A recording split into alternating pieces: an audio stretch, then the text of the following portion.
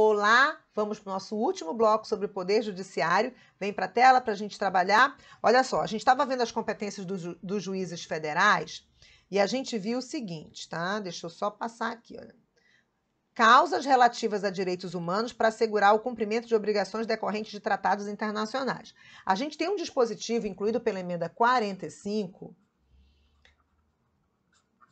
que a gente chama de incidente IDC, tá? Incidente de deslocamento de competência ou federalização dos processos, tá? A gente também conhece no meio no meio jurídico é IDC, no meio não jurídico é federalização dos processos. Então vamos lá. Nas hipóteses de grave violação dos direitos humanos, o Procurador-Geral da República, com a finalidade de assegurar o cumprimento de obrigações decorrentes, com a finalidade de assegurar o cumprimento de obrigações decorrentes de tratados internacionais sobre direitos humanos, dos quais o Brasil seja parte, esse PGR poderá suscitar a quem? Ao STJ, em qualquer fase do inquérito ou do processo, o incidente de deslocamento de competência para a Justiça Federal. Deixa eu ver se eu consigo colocar aqui, olha. Não tem muito espaço para desenhar, mas deixa eu colocar bem aqui. Imagina aqui o STJ. Aí o STJ é o Tribunal Superior da Justiça Comum.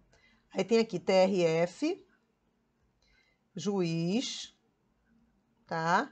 E aqui TJ e juiz, tá?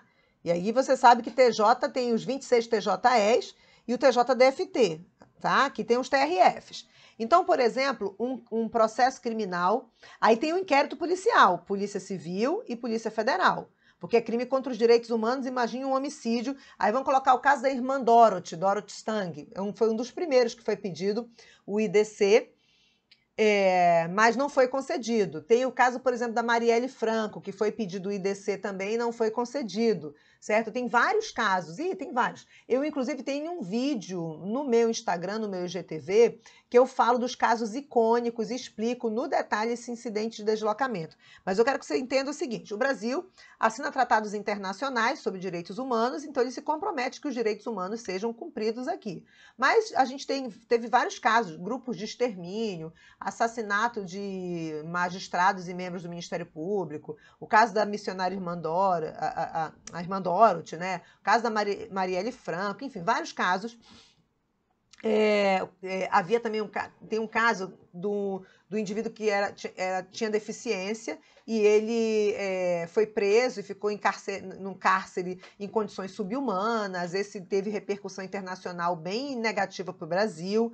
Então, o que acontece? Quando o Brasil está descumprindo seus compromissos de proteção aos direitos humanos, o Procurador-Geral da República, eu vou puxar na tela aqui para desenhar para você, tá? O PGR, o Procurador-Geral da República, o chefe do MPU, certo? Ele vai verificar, por exemplo, que o inquérito está rolando aqui na Polícia Civil do Estado da Paraíba, por exemplo. E aí ele vê que a Polícia Civil está incompetente, tá ineficiente. Incompetente não, ineficiente. Então o PGR pede ao STJ que o STJ tire da Polícia Civil e mande para a Polícia Federal, ok? Ou então, não, o processo está tramitando aqui no juízo estadual do Rio Grande do Sul, tá? E o juízo aqui está ineficiente. O PGR observando a violação dos direitos humanos, aí ele pede para o STJ, e o STJ desloca, se ele decidir, né? Porque isso aqui vira uma ação, tá? É um pedido específico. O STJ tem que julgar, que é incidente, é o IDC, né? Incidente de deslocamento de competência. Mas aí, se o STJ decidir, tira da Justiça Estadual do Rio Grande do Sul e manda para a Justiça Federal. Ou então, se já está aqui no TJ Pará, tira do TJ Pará, tira do TJ Rio para o TRF. É isso que é um incidente de deslocamento. Só que é comum hoje o STJ, é comum não, desde que foi criado, foi em 2004, o STJ ele evita banalizar esse incidente de deslocamento. Então, ele não decide favoravelmente ao IDC, ao pedido do IDC, em todas as ações, ok? Tá bom? A gente tem poucos, inclusive, que foram concedidos, tá? Vamos lá.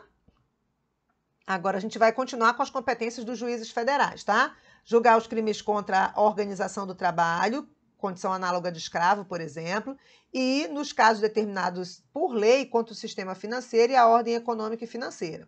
Também compete aos juízes federais julgar os habeas corpus em matéria criminal de sua competência, ou quando o constrangimento provier de autoridade cujos atos não estejam diretamente sujeitos a outra jurisdição. Também compete aos juízes federais julgar os mandados de segurança e o habeas data contra ato de autoridade federal, por exemplo, auditor da Receita Federal, certo? Por exemplo, delegado federal, excetuados os casos de competência do TRF. Por isso que eu coloquei esses exemplos. Auditor da Receita, delegado federal, a jurisdição está subordinada ao juiz federal, no caso de mandado de segurança ou habeas data. Crimes cometidos a bordo de navios ou aeronaves, ressalvada a competência da Justiça Militar. Crimes previstos em tratado ou convenção internacional, quando, iniciada a execução do crime no país, o resultado tenha ou devesse ter ocorrido no estrangeiro ou reciprocamente. Começou no estrangeiro e terminou no país, tá? Crime de ingresso ou permanência irregular de estrangeiro, deportação, tá? A execução da carta rogatória após o exequatur. Lembra que eu falei no STJ que a emenda 45 tirou a concessão de exequatur das cartas rogatórias do Supremo e jogou no STJ. O STJ concede o execute-se da carta rogatória, mas quem executa mesmo é a Justiça Federal. Tá aqui, olha. A execução da carta rogatória após o exequatur do STJ e de sentença estrangeira após homologação, as causas referentes à nacionalidade, inclusive a respectiva opção e naturalização e a disputa sobre direitos indígenas, tá bom? União como parte na ação, vamos falar um pouquinho sobre isso. As causas em que a União for autora serão aforadas na seção judiciária onde tiver domicílio a outra parte. É porque é o seguinte, a gente entende que a União está no Brasil inteiro, a União está em todo lugar. Então, quando a União for processar uma pessoa física, o processo vai tramitar no domicílio daquela pessoa que está sendo processada, ok? Assim como a pessoa está processando a União, ela vai ter que ir para o Distrito Federal processar? Não, ela vai processar de onde ela estiver.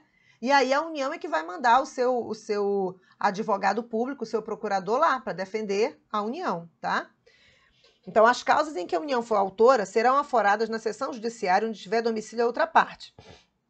As causas intentadas contra a União poderão ser aforadas na seção judiciária em que for domiciliado o autor, naquela onde houver ocorrido o ato ou fato que dê origem à demanda, ou onde esteja situada a coisa, ou ainda no Distrito Federal, tá? Então, a União, como ela está em todo lugar, ela dá preferência, a Constituição dá preferência à outra parte, tá?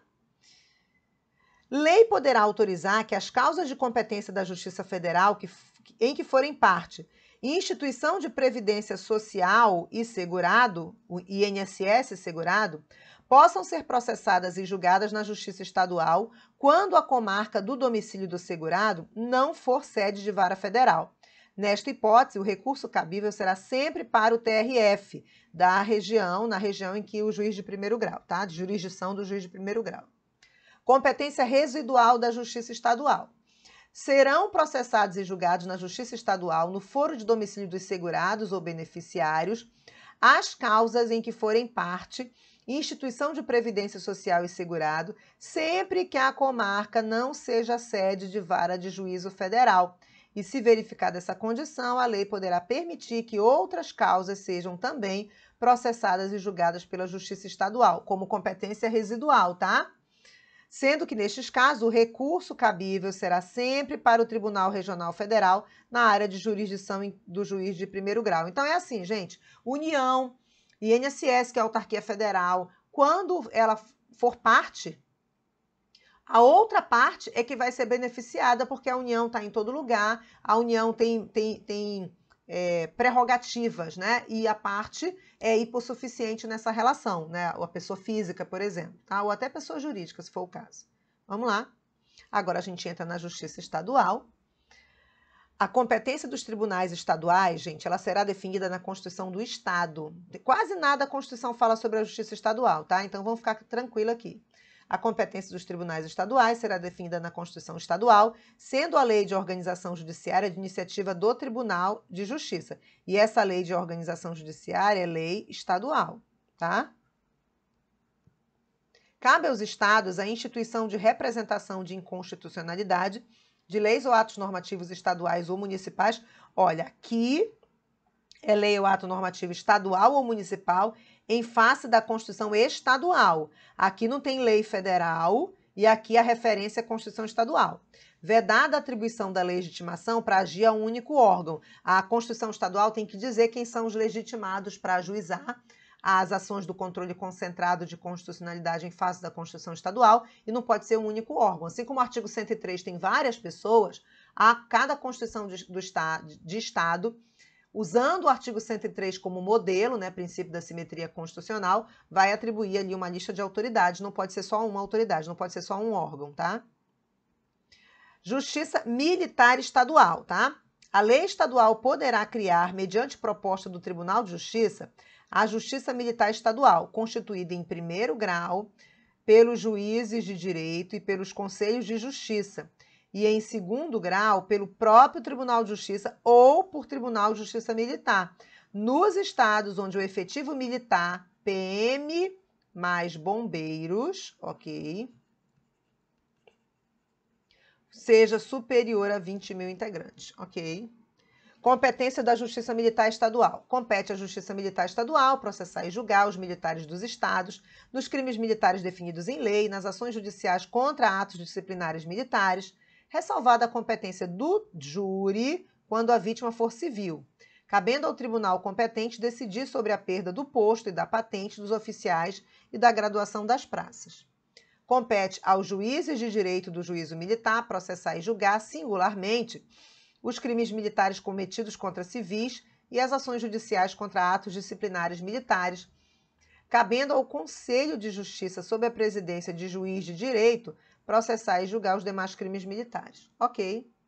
Aí, justiça itinerante e justiça descentralizada, isso aqui é uma novidade que a emenda 45 trouxe, então você viu isso na Justiça Federal, na Justiça do Trabalho e agora na Justiça Comum, tá? E o texto é o mesmo, tá? O Tribunal de Justiça instalará a justiça itinerante, com a realização de audiências e demais funções da atividade jurisdicional nos limites territoriais da respectiva jurisdição. Já que é um tribunal estadual, a jurisdição vai ser o Estado, servindo-se de equipamentos públicos e comunitários, usando o espaço físico de uma escola, de uma igreja, enfim, de uma prefeitura, da Câmara de Vereadores, o que tiver disponível naquela comarca, tá? Porque às vezes, deixa eu fazer um comentário aqui, às vezes tem localidade que a sede da comarca está longe, por isso essa importância da justiça itinerante, entendeu? Para estar mais próxima do jurisdicionado. A mesma coisa a justiça descentralizada, tá? Então, o Tribunal de Justiça poderá funcionar descentralizadamente, constituindo câmaras regionais a fim de assegurar o pleno acesso do jurisdicionado à justiça em todas as fases do processo. Ok? E aí a gente fecha o nosso bloco falando sobre varas agrárias que estão previstas no Judiciário Estadual, tá?